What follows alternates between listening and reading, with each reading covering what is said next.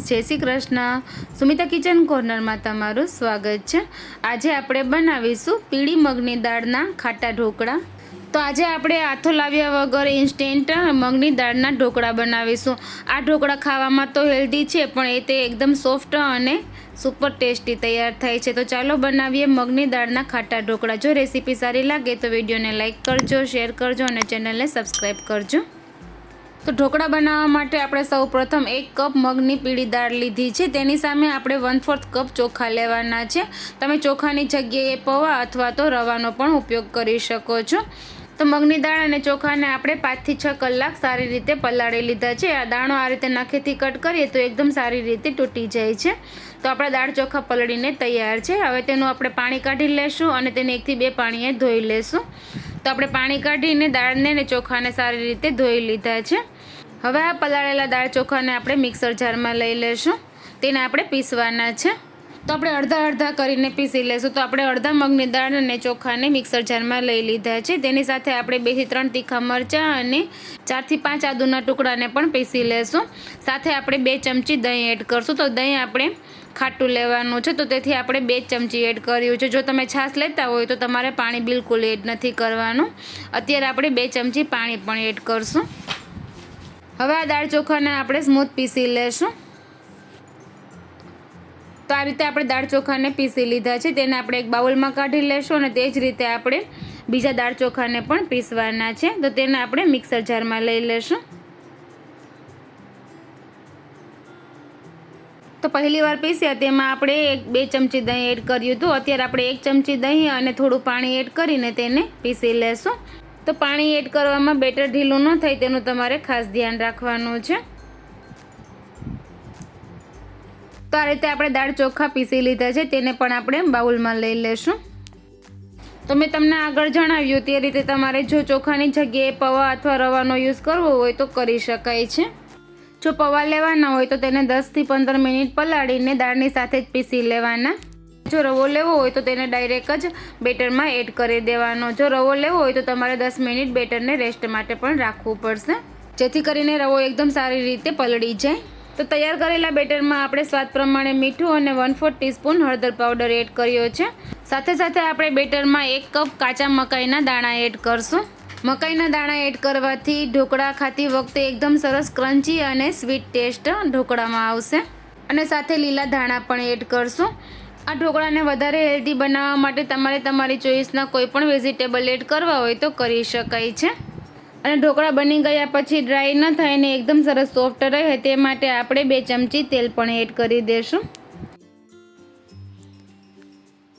તેને પણ આપણે સારી રીતે મિક્સ કરી લેશું. તો હવે આપણે આ ઢોકળાને ઇન્સ્ટન્ટ જ બનાવવાના છે. તો આપણે ઢોકળિયામાં પાણી ગરમ કરવા રાખી દીધું છે અને આપણે પ્લેટને પણ સારી રીતે તેલથી ગ્રીસ કરી લેશું. તો આપણે બેટર તૈયાર કર્યું છે તેનાથી 2 પ્લેટ ઢોકળા બનીને તૈયાર થશે. તો આપણે બંને પ્લેટને આ રીતે ગ્રીસ કરી લીધી છે અને સાથે સાથે સ્ટીમરમાં પાણી પણ ગરમ કરવા રાખી દીધું છે.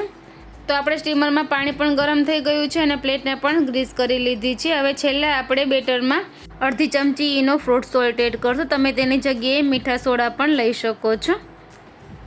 તેને પણ આપણે સારી રીતે મિક્સ કરી લેશું. હવે આપણું બેટર બનીને તૈયાર છે. તેને આપણે બંને થાળીમાં પોર કરી દઈશું.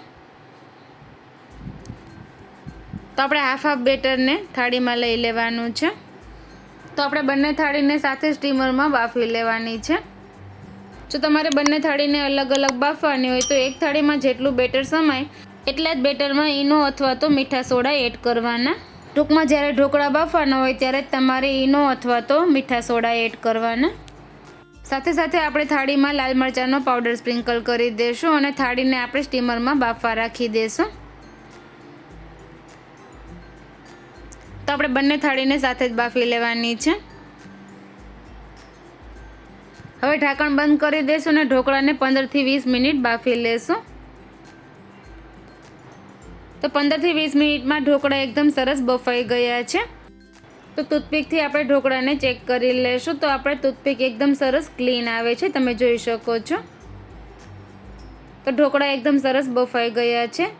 અને ગરમ ગરમ ઢોકળા ઉપર આપણે થોડું તેલ લગાવી દઈશું, જેથી કરીને ઢોકળા ઉપરથી એકદમ સરસ સોફ્ટ રહે અને જરા પણ ડ્રાય ન થાય.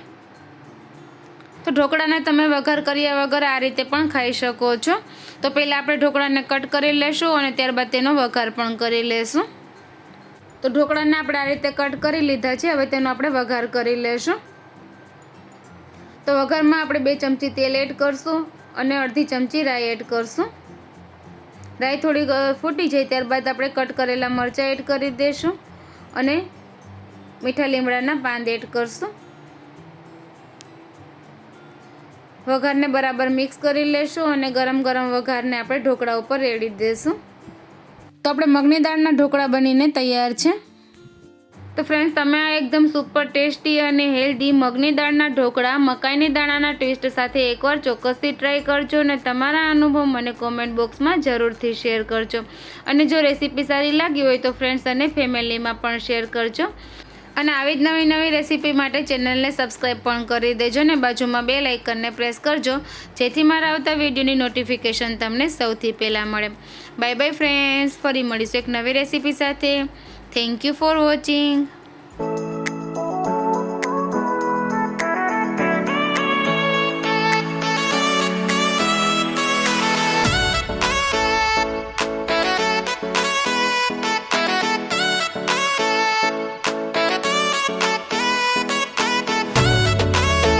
તો ફ્રેન્ડ્સ, તમને મારી રેસીપી પસંદ આવતી હોય તો ચેનલને લાઇક કરજો, શેર કરજો અને સબસ્ક્રાઈબ કરજો અને બાજુમાં બેલ આઇકનને પ્રેસ કરજો, જેથી મારા આવતા વિડીયોની નોટિફિકેશન તમને સૌથી પહેલાં મળે.